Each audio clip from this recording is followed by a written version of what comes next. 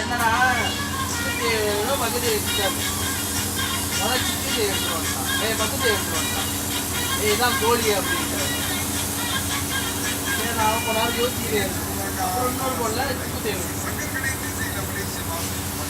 இதுதான் கோழி அதுதான் கோழி இதுதான் கோழி எப்படி குழந்தை